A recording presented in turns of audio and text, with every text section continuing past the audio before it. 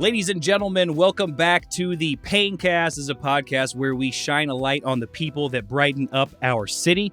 Just want to say thank you to everyone who has liked, subscribed, interacted with all of that. As of today, I went ahead. I had an old an old Instagram page. I went ahead and changed that over to a podcast page. So it's just on Instagram, it's just Paigncast. So you can follow that. It's where I'll try and upload some of the stuff. It felt weird, like not having any of the social media pages for this podcast. So I started that up, and I want to dive into this before I talk about t-shirts. I've got these on. They're for sale for $15. They will go, all the profits go to the backbone of this podcast, which is Veronica. I want to get into that in a second, but first I want to introduce our guest. He is a firefighter at the Urbana Fire Department. He is a mortgage lender at 217 Mortgage here in Champaign. Give a big round of applause to Mr. Cory Roberts. Cory, thank you for coming on and doing this, buddy. Glad to have you. Dude, thank you so much for having me. This is going to be a blast. It's an honor. Hey, listen, before we get started, I've got your very own got merch. Yep. Love Merched it. up, dude. Perfect. That's for you. Take that. I got something for you. You got a gift for me, dude? Okay. So excited to give this to you right now. Okay. See, this was not talked about. We didn't have this discussion prior to you coming in that there was going to be. Did not. Had to be done, though. Okay. I'm nervous. Don't be. I'm so excited. No. This is going to be legit. No. It's legit. No. It's a legit dude. gift. Are you serious? Are you serious? Look Right. at this. Check that out. Are you kidding me, dude? Yeah. No. Buddy, I didn't think that I was getting a gift at all, let alone Love something like this. Fits you perfectly. No Shout way. out Profab Creations in Muhammad. Oh. Buddy of mine and on the fire department with me, him and his dad run a HVAC company actually, but they also do like steel cutting on the side. Are you kidding me? Yeah. This do is signs incredible. And stuff. I'm like, man, I got this idea. I'm going on this podcast. Yeah. I got to get him something cool, something unique. What do you think about this? And dude, did you know this was happening, Veronica? No, you had no idea. This is incredible. What a gift, dude. Yeah, I was dude. thinking you were going to have like a shirt for me or something. This is amazing. Yeah. Dude, I have been wanting like stuff to put on the desk. Oh, I know. That is where this is going now. Like You that have a is football helmet on your desk and stuff like that. Put the this is Paigncast shield on. So good. Dude, Good. thank you for that. You bet, man. What a gift. Of course. I had no idea this was happening, people. This is a true surprise. I can't believe it. This is amazing. Need a legit gift. I love it, dude. Thank you. And Absolutely. it's perfect for the set. Oh, I know. Well, listen, I want people to get to know you. I brought you on. I wanted people to kind of hear where you were from and then kind of what you do for the city here, because you wear two different hats for us here in Champaign, Urbana. Yeah. So first off, before we get started here, promote anything you got. Where can people find you if they want to follow your stuff? Where can people see what you're doing out there? Sure.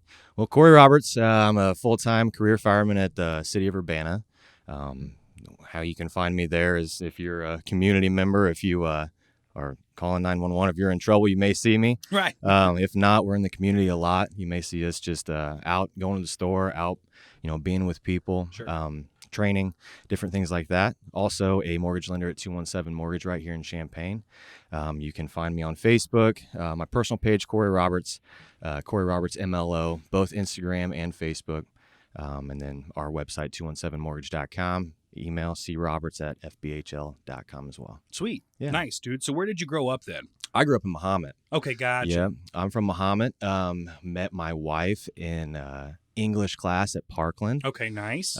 So we've been together for going on 15 years. So Nice. it was my second year at Parkland. Uh-huh. And she kind of put the foot down when we were going to get married. And she was like, Yeah. You're moving to Tuscola. Yeah. You're going to be around my family. Gotcha. And, so that's where I've stayed. Nice. Yeah. And you guys just had a baby. Just had another one, man. How long ago? 2 weeks old. So yeah, he's going on 2 weeks. It was June 3rd. Yeah. Gotcha. And that's the second baby you've had. So you've got a 2-year-old. You've got a brand new 2-week-old. Yep. What's the sleep schedule looking like right The now? sleep is non-existent It's at this not point. happening. Yeah, I mean, there's no deep sleep by Yeah. any means. Yeah. And then the sleep that you do get intermittently is just it's not Yeah. quality by any means. How often is the baby up? Probably every hour and a half Yeah. or so, 2 maybe. But Man. he's still a good baby, man. Oh, yeah. We can't, Sure. I mean, just amazing. So It's just we're lucky. I get like almost like a little bit of PTSD as I'm a little bit further down the road. Like my baby having days. Our family's not growing anymore. Right. We've got the 3. We're happy with that. But like I can still remember. I still have vivid memories of being like, oh man, like I haven't. The baby's been up 5 times tonight. Oh yeah. And now it's 4:45, and I know for a fact the big one will be up at 6. Yeah. Ready to hang out. For sure. He's driving monster trucks like on my head as I'm still trying to squeeze out 5 more minutes of sleep. Exactly. Dude. My kid's the same way. He's like choo-choo trains, 6 a.m. choo-choo trains. Yeah, Give me a snack and let's go watch some trains. Yeah, it's time to start partying. Yeah, man, and he's just all over the place. It's a blast though. Yeah. I mean, couldn't it's impossible to explain to people what it's like to have kids, but you unlock this chamber of your heart that you didn't really know existed. Man, where for sure, something about seeing your kids playing together, seeing Big Brother holding his little brother in his arms and helping mom and kind of touching his nose and seeing them all together, it's the very, very best. And it makes the not sleeping and the financial loss of having children completely worth it, right? So worth it. My 2-year-old's not quite there yet of holding him. Yeah. He's still like he's a little unsure. Yeah. But wants to, kind of, he's interested. Yeah. Right? And so he's like rubbing his foot, and then every now and then he'll give him a hug and put his head down on his stomach and stuff. So it's fun so far, and it's gonna be something special. They get so much more like interactive as time goes on, to where pretty soon Big Brother's going to be the coolest guy in the whole world. Oh, right? For sure. It's like, this guy rules. This is the funniest dude I've ever seen in my life. Yeah. And that is when it really starts to get exciting. Because right now, when they're the fastest stage, I think, of parenting is that just little blob of baby stage, right? But when they're just like a tiny, tiny infant. Right. You've got a decent amount of time as a baby, a decent amount of time as a toddler. But that very, very first stage where they're just a helpless little ball of fat flesh. Exactly. They can't do anything. That's one of the very fastest stages. I mean, you got to really soak that up. It was just a couple of weeks, right? Oh, I know. And they start to get bigger. They can kind of hold their head up. Yep. Jana was just saying the other day, he's like, man, he's already gotten bigger. Yeah. He's just already changing. It happens fast. Dude. Crazy. That brand new infant baby stage comes and goes just like that. It really does. So tell me, like, obviously I know you're a firefighter. And I think that like little boys, they dream of some of these like different careers and stuff. And so I got to ask, like, when you were just a little bitty guy, a little kid, and you're kind of thinking about your careers and you fantasize and stuff, did you always think like, someday when I grow up, I really want to be a mortgage lender? Not at all. I had no idea that I was even going to be interested. Funny thing, nor did I know that I wanted to be a firefighter. Really? So, and I wasn't one of those kids growing up playing with fire trucks. I didn't have that interest, which is a crazy thing about now, because I couldn't imagine doing anything else. With that time. And it got to a point where I was graduating high school, and I'm like, man, I'm just not a part of my community enough, right? And so, like, the coolest thing you would think would be like, hey, let's get on the fire department, man. You get to drive around in big red trucks. You get to be a part of the community. You're kind of, looked at as somebody who's really well involved. Had a buddy on there too, and he got me on there, and man, I just could not eat up enough of it, right? And so 4 years on Corn Belt Fire Department in Mahomet. And got starting at what year? That would have been 07. Okay. I think. Something around there. Gotcha. And then got my EMT through them. They paid for me to go get my EMT class, and then man, I just started testing. For fire departments. So it was good. What did you want to be then when you were younger? Honestly, I really didn't know. I think I wanted to do something in like kinesiology, like every kid who liked playing athletics and stuff. Like always wanted to do something in sports. Right. But dude, it's just like, oh gosh, I don't want to go through all that schooling. I don't know what I want to do with it exactly. But I knew that I was communication driven. Right. I wanted to be around people. At the fire department, you don't actually really get that all that much. Sure. But that led me to my next career choice, which I did for 12 or 13 years, was I was a district sales consultant for State Beauty Supply. So I give old David Nelson a little run for his money. There you go. When it comes to now we're talking. Yeah, when it comes to makeup, talking. right?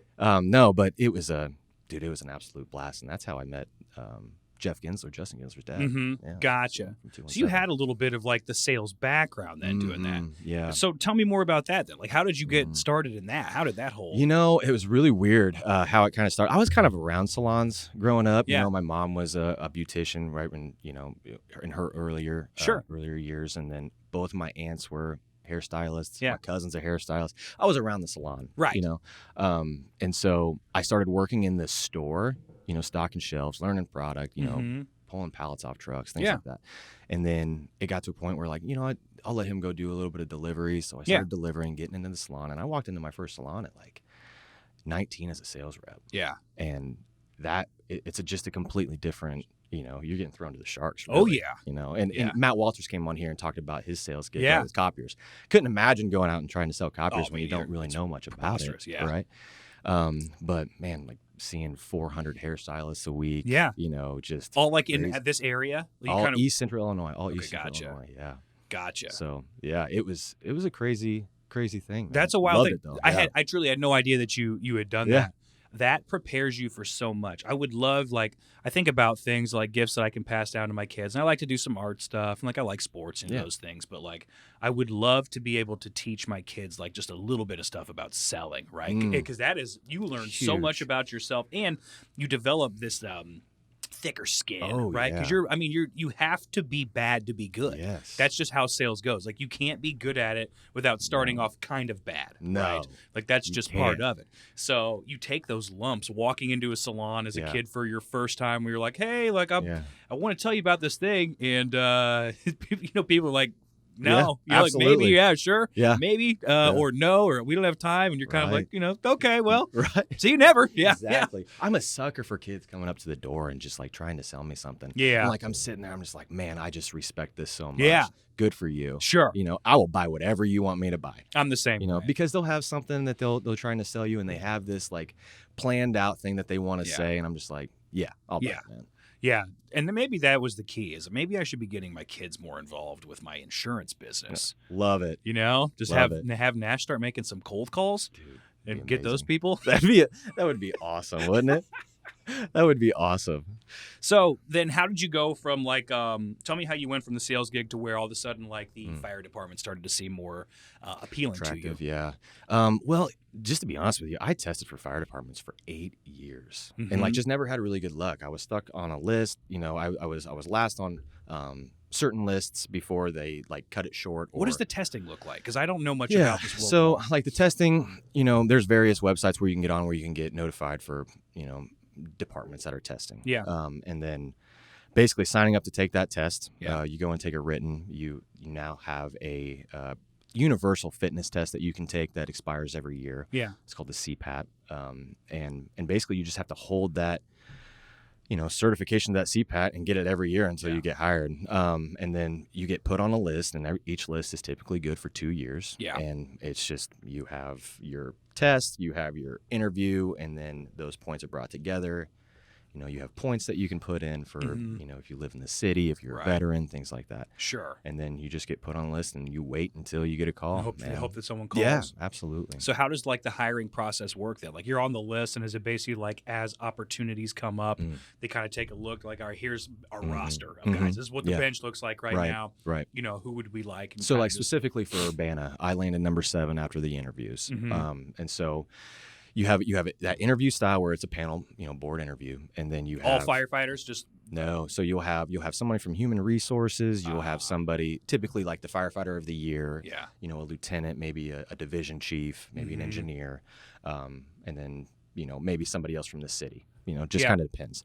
And then basically you have that interview lasting anywhere 30, 40 minutes or so. And then once you land in the top 5, you may have the opportunity to get a chief's interview. And that chief's interview is just a little bit more specific questions. Sure. And just kind of, I don't know, something that they'll just say, hey, you had your chief's interview. If you're next, then, more than likely we're going to probably be offering you a job. Is the chief's interview one-on-one? It is. Okay, gotcha. Yep. Gotcha. In his office. And so like, it's kind of funny because like you'll see people, you'll see people coming in when it's interviewing time, right? And Yeah. it's right outside our doors to the department downtown. And like, you'll see them sitting in their chair and they're in a suit and they're just like straight as an arrow. Yeah. Right. And Yeah.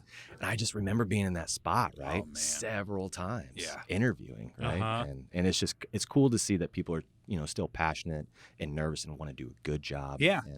And so it's just cool. Yeah. Well, it's because like if you were going to a career interview to be a firefighter, that is what you're going to be a lifer typically, right? Like those guys are planning on like, this is what I'm here to do. Yeah. Like this is what I see as my vision, because they're great jobs, right? Yeah. The history of the fire service, people don't typically leave those jobs. Yeah, that's what I'm saying. So, and that's why, like when they have a big hire group, right? Mm-hmm. There may be a little bit of a gap before somebody else gets hired. And, Right. And right now we're sitting in a position where we have several people who have, like they're 20 years on. Yeah. Right? And so, and they may be tier 1 employees in the pension system. So, we may have an opportunity where we're going to be hiring a lot of people in the next 3, 4, 5 years. Right. So for people who want to be on our Urbana Fire Department, that's the next couple tests are going to be important ones. You heard it here, people. Yeah. If you're Heard it looking here for a first. job, Right. dude, I think about how like the fire station life. It looks so appealing, right? And again, now from the outside perspective, obviously you guys are risking your lives. Sure. That part seems scary to me. Sure. Is every day like you could run into it could be a situation where it's like Cory's got to run into this burning building to try and save a kid. Sure. Right? Like that could happen out there. But I mean, from an outside perspective, the downtimes when it seems like you guys are crushing chili. There's a lot of working out, growing sweet mustaches, just ripping chili, hanging out in the fire station, tossing footballs. The lifestyle of being on the station seems sweet. What's it like? Just like what's a typical day look like for you? Like a typical day for the firefighter, right? And I'm downtown. I've been downtown at the Urbana station on Vine Street since I started. Yeah. So for us downtown, it's a little bit different than some of the substations. But downtown, get there. Typically, you want to get there 30 minutes before shift change, just to give other people, if they need to bug out early, they can bug out early if they need to, and just that respect, right? Get your stuff on, get your structural firefighting gear on the rig, get ready, right? And then as a firefighter, your job is to do chores, right? Cleaning toilets. Like, you're a janitor. It's a in the morning, house, right? sure, Yeah. right? Like you guys, you it's are a living cleaning quarters, yes. every morning, And then you kind of figure out what's the plan for the day. Typically, we do training Tuesday, Wednesday, Thursdays. We also have a really good crew downtown that we like to train a lot. So on days that we're not like scheduled department training, we have trainings sporadically. So 8, 9 a.m. You kind of go and talk with the captain, go and talk with the lieutenant. Hey, what do you got planned for today? And then just planning dinner. Someone's making a run to the store. And getting things together to do that by 5. Training somewhere between maybe 10 or in the afternoon to around 2. Lunch is usually on your own. People usually bring things for lunch and just kind of eat when they're hungry. But we have a lot of stuff that we can be doing. So, it's just a ton of things. Is it like because it also, one of the things that I think looks sweet is it looks like almost like a big family, right? You guys are eating together. You guys are hanging out, spending all day. Right. Most of the time you guys sleep there. Am I wrong? Like you guys? Oh, no, we do. Yeah. So what does the shift look like then? Like when do you go in? Like how many days are you there and things like that? So we work 24/48. So we were on for 24 hours. So we're there from 7 a.m. to 7 a.m. the next day, and then we're off for 2 days. Unless you're working overtime, unless you're working for somebody, then you may be there from. We got guys that will work over and over and be there 7, 8 days in a row, just racking up overtime and trying to take some time off later down the road, whatever. But in between running calls, because downtown is typically the busiest rig, right? Yeah. You can run anywhere from 15 calls a day. That may take 30 minutes to an hour. Right. But dinner's always at 5. After dinner, it's a little bit of chill time, right? You can kind of get a little bit more comfortable, relax, and then people have just had to bed typically pretty early because you just don't know if you're going to be up all night. Right. What's the sleeping arrangement look like there? I've always wondered that. Yeah. I think it's different for every department, but for us specifically, we have a big room with cutout dorms. Yeah. And then just, nice little twin bed, and some people have TVs in their bunk, some people don't. And it's a nice little arrangement. Yeah. Gotcha. Yeah. Is the sleeping there, like I'm a terrible sleeper. I really am bad. Like I have to like sleep with the TV on and, like I'm just not. I don't fall asleep easily. Was any of that an adjustment of like being like I'm now living in basically this for the next day or two, like here with this gigantic room and sleeping? Yeah, and I think and this is probably for most firefighters who start this job, is like you're probably not sleeping for the first 3-4 nights at all. Right. Right. Because you're so nervous. Yeah. About, like, and going to bed and having all the lights turn on and that bell drop and the tones go off. And you're just like, it can terrify you, man. Sure. And I like, would think so. in the middle of a dead sleep and that comes out and you're just like, whoa. Yeah. Like, your heart stops for a second. Yeah. Yeah. And everybody's up. Like, we're just we're everybody going. wakes up. Yeah. I mean, most people can go back to sleep pretty easily just because they've had it so, many times. But we have what we call a pole hole right in our dorm where, we slide the pole right from our dorm down to our bay. So it's usually pretty easy and people can shut off the light when they go down. So it's relatively easy now being on for, a little bit. But at the beginning, man, I tell you what, it can be alarming. Do you still remember the first time, like, you're like, okay, it's night, like, I'm going to sleep. Here we are. I'm a full-time firefighter. Right. I'm in here, and then bang, the alarm goes off. What does that feel like whenever you're just all of a sudden you're like, this is real? Like, I'm no longer training. We're going shoot out of bed and you're like, okay, I'm ready. Exactly. Like you're just not planning on sleeping at all. Yeah. Right? And you have to really just mentally prepare for it. To be honest with you, I remember my first like fire call, like an actual fire in the middle of the night. It was probably, I don't know, maybe 2 or 3 months on. And like, I had my iWatch and you can see like what your heart rate jumps to in the middle of the night when like the bells drop, right? And you're going to a fire. And like it can shoot from resting heart rate where you're in 50s, 60s to 140 in the matter of minutes, right? And dude, it's just it can be incredible. And sometimes like it's just like you can tell that it's a little harder on your heart. Yeah, Sure. So but it's good either way. Is any part of that addicting, right? Where like that little bit of like testosterone. You got all the dudes, you got all the boys that together. Adrenaline dump That's just hits you hard. Yeah. Yeah. It is. And I think that it gets more exciting as time goes on because you're a little bit more trained, you're a little bit more educated, and you know that there's a fire coming, right? And you're like, you can mentally prepare for it because you've done it, right? Yeah. But you're also preparing for something that you've never seen at the same time where, and that's why it's so important to train. That's why it's so important to be so passionate about what you do that, it just becomes second nature to you if it can be. That's awesome. Yeah. Man, it seems like a really, really cool job. One of those jobs that is just universally respected, firefighters don't get called into question with everyone's excited to see them when they show up no matter what. So that's awesome. Typically, we're pretty lucky in that sense in our community. So I want to talk to you because one of the things that I really appreciate about firefighters, and I think it just adds to like the mystique, is the firefighter mustache, that classic mustache. Where did that come from for the people? Because it seems like, I would think that, just my guess, and tell me if I'm wrong, that where it kind of comes down, you're stopping like right in here typically, right? You can't have it down here because of a mask seal. Yep. Is that what it is? Yep, that's exactly right. That's kind of the origin. That's exactly right. And some people push it a little bit. It starts to get a little low. It starts to get a little shaggy, but it's just like it looks so good because those guys are so salty, right? And they're just like, you don't mess with them. They're good. But I think, and I hope that some firefighter junkies don't get me on this, but historically, I would say before they even had masks, the firefighter mustache was there to help filter any carcinogens out of smoke. So that could be very wrong. Sure. But that is just what I've heard before masks were even a thing.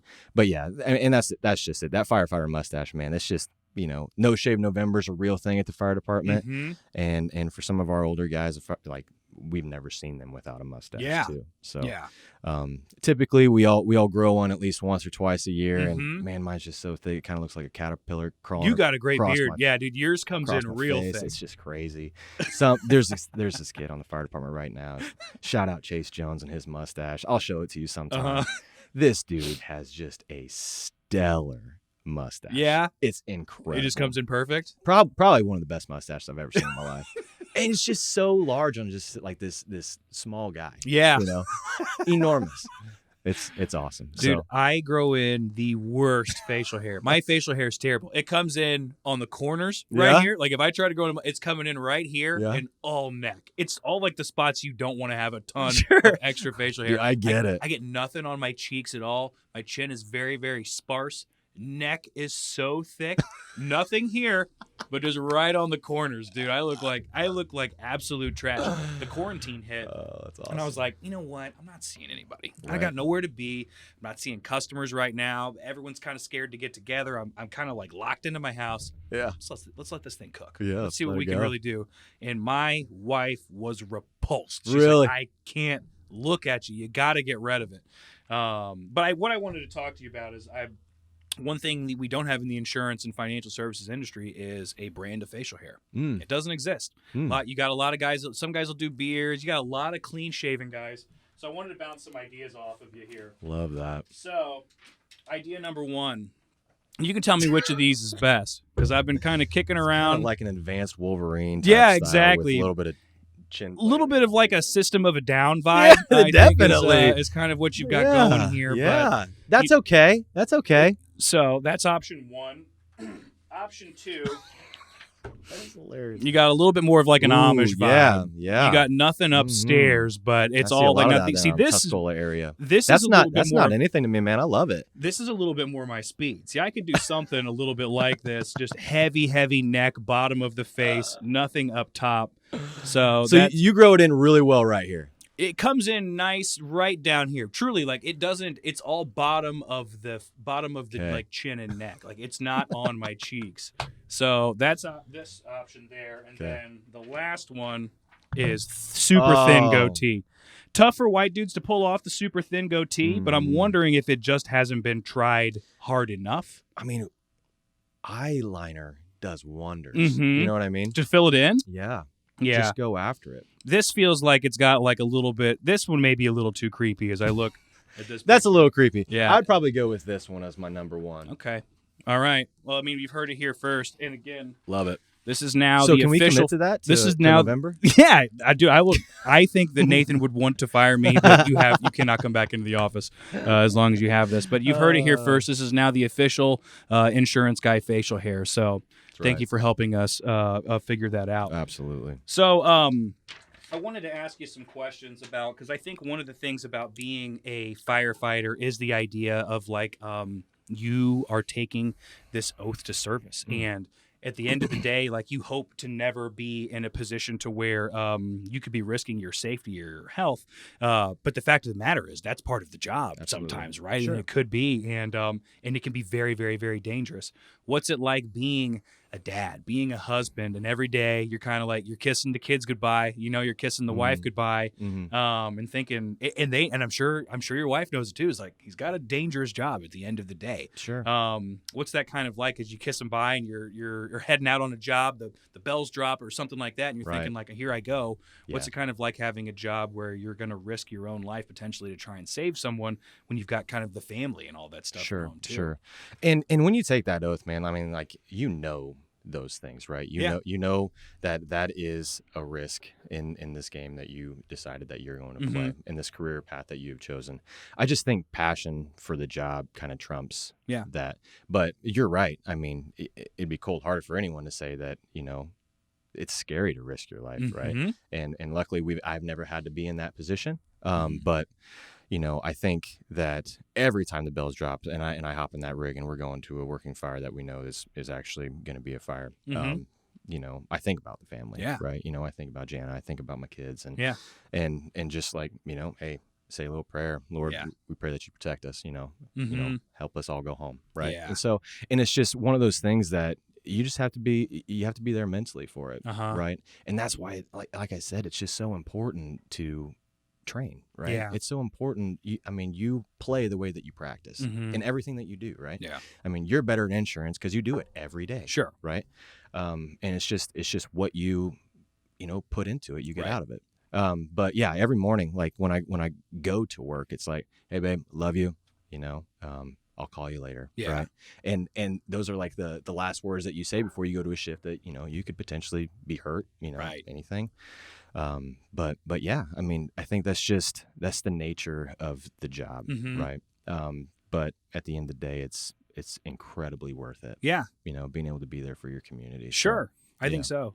So tell me then, like, what does the training look like? Like, because that's one thing I think that average person like myself doesn't really know, like, how are you guys kind of like training? Yeah. Like, is there like a training facility? Like what are the kind of drills you guys are running to make sure everyone's prepared? Yeah. So everybody who goes, at least through Urbana, right, who gets hired on Urbana goes through a 7-week academy at the Illinois Fire Service Institute, which is, just behind Neal Street, just east of Neal Street, right behind like the Culvers and Arby's right there. You see that big training tower with like burn marks out the side of the definitely. window. I know right what you're talking about. Yeah. And so everybody goes through a 7-week academy where they learn, the very basics to a little bit more of advanced skills and doing live burns and And this is after you've been hired on, correct? This is after you've been hired on. Gotcha.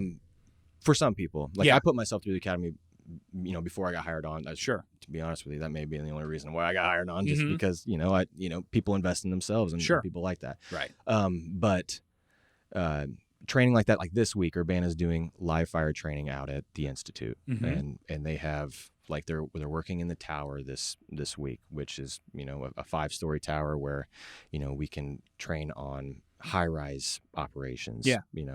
Hooking to a standpipe where you have water shooting up the building. Simulating a fire floor on 3 where you're hooking up 2 floors down or a floor down.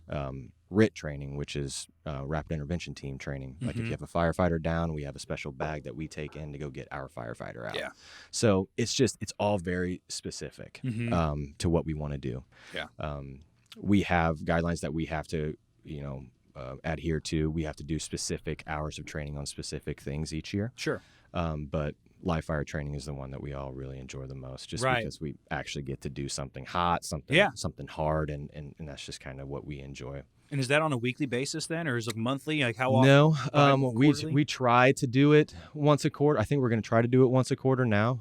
We just got a little bit more in our training budget, so that's been nice. Typically, it's been about twice a year. Yeah. But there's several classes that you can take that you can get away from the department and go and train with other departments and have that same kind of interaction, which is nice. But in-house training that we can do, we work with rope, we work with just our air packs, we work on pumping, pulling fire hose, different things like that. So all things that are very basic, but the brilliance is in the basics. So I think whenever I first thought that being a firefighter would be really, really sweet was there like ESPN Firefighter Games? I feel like I have seen where they got the huge ladder running up, like doing I've seen those too, and those look stressful. Right? I mean, like 5-story, and they're just screaming down these with ladders and throwing them up and it's climbing. Crazy. Yeah, man, that's nuts. Now I've never heard of those being firefighter games. There is like the Firefighter Challenge, which is like a course drawn up similar to like the physical ability test that you have to go through to be hired. Sure. But yeah, I mean that's like pulling a weight up 3 flights of stairs or something like that. Doing random things that swinging a sledgehammer, simulating cutting a roof with an axe, different things like that. Yeah, gotcha. Different types of fitness challenges all over the place for firefighters, though. Well, speaking of firefighters and fitness, the other part of the mystique about being a firefighter is the calendars. They put you beefcake firefighters on the calendars, dude, holding kittens, just covered in soot. Yeah. It's awesome. Yeah, maybe I should put that out to the fire department, see if they'd go. That's what I'm saying. I've pitched it to my manager for insurance, and it's just a bunch of sweaty husky whites. And that would be the entire country financial calendar. Dude, I love for it. us. So we're still in negotiations on getting still that in thing out there. Maybe for a little while. Yeah, exactly. We haven't made a lot of headway yet, but it's something I'm working on. That's awesome. So I want to shift gears a little bit then. Tell me what was attractive to you when it comes to mortgage lending, right? Because you're a guy who wears 2 hats. I assume you kind of just do it whenever, based on the schedule that you have with the fire department. Sure. When you're not doing fire department stuff, you got a couple of days off, right? Sure. You kind of have decided to have this be your other gig. How did you kind of get involved in that world? To be honest with you, so like I told you, I knew Justin Ginsler from 217 Mortgage. I knew his dad much before I knew him. Yeah. So, really good friends with his dad, Jeff. Ended up meeting Justin through him, and then him and my wife had gone to school before, and let's be honest, Justin's been in the mortgage game since diapers. Yeah. I mean, this guy's just been in the banking world for forever. He knows more about banking than I'll probably ever know. What attracted me, I would say, about it, and it kind of developed, right? So him, David, and Michelle worked for a local bank in Champaign before they moved to Flat Branch Home Loans and worked with as a DBA with 217 Mortgage. What just attracted me so much about it is just like the team atmosphere behind it. Plus, dude, I love to stay educated. I love to learn new things. Sure. Like beauty supply salesman, firefighter, mortgage lender. Right. None of it really makes sense, and none of it's Yeah. been progressive, but it's just been opportunities that have thrown, to me that I'm like, let's give this a shot. Right. There's not a time where I could go in that office and not learn something. Yeah. I work with, they're just dedicated individuals that just work hard on their craft, man. Like they're just amazing. Yeah. Amazing group of people, amazing team. Yeah. They're hustlers over there too. Dude, they are. And it's just crazy. It's just an awesome culture that they have built there that I'm just very lucky to be a part of for sure. That's awesome. So then, like, let me ask you this. When it comes to each of the gigs, like, what would you say is your least and favorite part about being kind of like in the firefighter realm, and then your least and favorite part about kind of being in sales, right? Because you've got a little bit of, you do each of them, right? You've kind of got to experience each. Yeah. What's your favorite part of being a firefighter, would you say? My favorite part about being a firefighter is probably just the day in and day out of being able to be there for your community, right? I mean, it's something that I've always wanted to be a part of. I mean, being a firefighter is attractive in itself. Being able to do that kind of training and be looked at in the community as somebody who is respected, right? And it's a benefit, right? It's a blessing. I love working with the Urbana Fire Department. We have a great group of guys that I consider family there, right? And I just think that, it's somewhere where I just super enjoy it, and it's fun. The hard part for me about being a firefighter is there's days you may just be seeing 3 people. Right. All day for 24 hours. Sure. That's extremely difficult for me. Yeah. Like on a Tuesday. Right? Yeah. On the weekend, like I can take the weekend and be like, man, I can stay away from some people and just kind of catch up. And sure. But like being a firefighter was the only thing I did for about 2.5 years, right? And it was like, man, I need to see people. Like it's hard to just talk to 2 or 3 people all day, every day, because some of them just don't want to talk to you all the time. Sure. Right? And I don't want to be that annoying guy who's like, what you doing now? What you doing now? You want to go out? You want to go do something? Right? And that's what kind of like drew me back to Justin. Justin and I had several conversations before time too, and then he was just like, "Yeah, man, let's see how this works. Full-time firefighter, part-time mortgage lender. Let's see how you work with the team." And so far, it's been great. Yeah, I get to meet new people all the time. Yeah, and it's been a blessing, dude. That's awesome. Yeah. So then, like, what's your favorite part about then like the mortgage lending side of it, right? Yeah, I think it's just, man, it's a huge learning curve. Yeah, it really is. There is a lot of stuff to know, and it's nice to be able to rely on some veterans like Justin, Dave, and Michelle, right? And I think my favorite part is just learning that, right? And just kind of understanding how it all comes together. Yeah. I knew nothing about the transaction in real estate, when it came to buying a home and the finance side. I've done it, right? Sure. But I don't remember. Like, it just seemed super easy. Like, the process seemed super easy. But everything that's behind the scenes is incredible. Yeah. I mean, just to be honest with you, like, our lending side to our loan officer assistant, to our processors, to our underwriters, it's just all progressive, right? Yeah. And it's collective. And there's some times where you got to put out fires, in the mortgage lending side, just to make sure you meet closing date, right? Which is it's just a cool thing to be able to watch, and learn.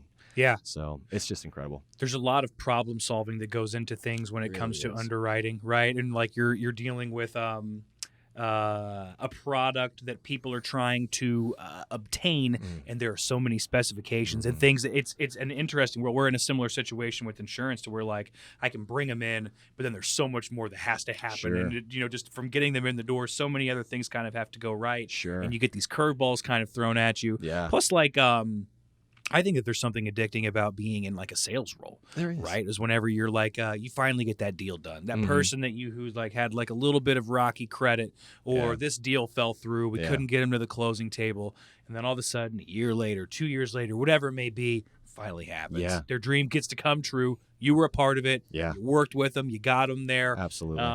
Sometimes you got to show them like a little bit of tough love. That's ultimately they're like so thankful that they were like, thank Right. you for making me take that more serious. That way I Yeah. can make this happen. Right? Absolutely. And you completely understand that, right? It's like, what I love so much about sales is like that initial, like, okay, they're going to use me to, to buy their home. And the stakes are high, right? We're talking about a house, right? We're not talking about a $2.99 bottle of shampoo that I used to sell, right? Sure. We're talking about something big, right? Yeah. And it's just really cool that, they are thinking of you, Yeah. to come in and finance their mortgage loan, which is really cool. I was always really good about getting business. Yeah. I was really hard 5 years down the road about sustaining business when people don't want to try anything new, right? Sure. But when people want to buy that home and they're really excited about it and they're coming to you and to educate them, to inform them and to help you make the process easy, it's just an amazing experience. Yeah. So I would think that your like previous sales experience was an asset to you kind of in this role. But I would also think that like your community connections had to have assisted, right? And like you've got some connections at the fire station. Yeah. Those people all have good jobs. You know that, right? Right. And you're kind of like you get to kind of be the man on the inside too. Sure. Like after I went into insurance, now all of a sudden like my friends had a insurance connection, and so there's so many people that you wouldn't think that like cared, and all of a sudden they're like, I'm so glad that I know someone who's doing insurance. I don't understand this stuff at all, and I'd love some help. Right. And that's kind of a rewarding thing too. Yeah, which is nice about the fire industry because the fire industry likes to keep everything in house. Man. Yeah. We got people who do Community. HVAC. We got people who clean duct work. We got people who do T-shirts. I mean, just a bunch of different things. We got a realtor, and so it's just everything is like connected inside the fire department. That's why it's so important, to be in the fire department where it's like we all know somebody, right? Which is nice. And we want to use people that we work with. Yeah. So that's nice. It's nice to have a guy. You've always got a guy for that. I would think in that type of community. Like I know a guy. Right. So let me ask you this then. What advice would you give to your 16-year-old self right now? Man, how could you make things easier on Cory? If you could go to him today, give him some advice. Yeah. What would you tell him?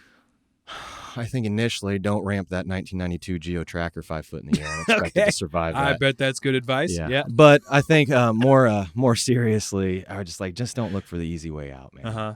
I think work ethic is still the end all be all when it comes to just being successful. And people measure success in different ways, but I think just continue to work hard, right, and find your successes in the small things. Yeah.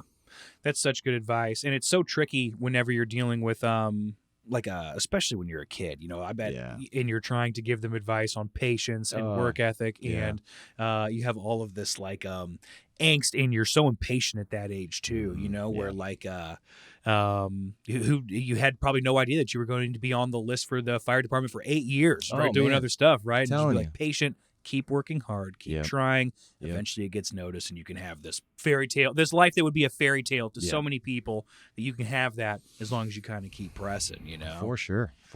Yeah. It's just, it's incredible. Like, you can accomplish a lot with just working hard and not being lazy. Yeah. And I think in this world that we live in now, people are looking for that, $1 million idea. How can I make a ton of money real quick and not having to do a lot of work? And sure. And I just think it all falls back to just working hard and letting the boots hit the ground, man. Yeah. And just go out and get your business, go out and sell yourself, and things will be coming to you. Yeah, I love it. You never end up regretting working hard and giving something your best, right? Not at all. Yeah, nice. Well, listen, I appreciate you coming by and doing this. It was fun talking to you. You'll have to come back on, Dude, talk to us. Blessed sometime. to be here, man. I'm genuinely excited to be here. It's been great. I can't believe this gift. Dude. I still cannot believe that this is sitting here and this gets to It's be amazing, part of it. man. It's I so love good, it. Dude. I was so excited about it. Who did you say made this? Profab Creations. So the helmet was one of my old helmets. Profab Creations made the helmet front. This is what they call a helmet front shield. Steel plasma cutter, cut it out. I was like, that's when I asked you for your logo. I'm like, hey, send me your logo. And gotcha. That's what that was. Sent it over to him, knocked it out. Profab Creations, Josh Fitzsimmons and his dad, Steve Fitzsimmons, knocked that out for us, man. Okay. Well, shout out to Josh and Steve, guys. This thing is amazing. So really, really good job. Profab Creations out of Mahomet. Real quick, plug and promote all of your stuff one last time. Yeah. Cory Roberts, career firefighter at City of Urbana. Also 217 Mortgage as a mortgage lender. Find me on Instagram, C Roberts, MLO on both Instagram and Facebook. And I mean, that's it. You can find me on 217mortgage.com. Call my cell phone number. My cell phones are on all those handles. So. Okay, nice. Yeah. Well, again, really appreciate you coming on. I thank all of you guys for checking out another episode of the Paigncast. Like and subscribe on YouTube. And as always, if you guys need anything with your insurance, you know where to find me. We'll see you next time.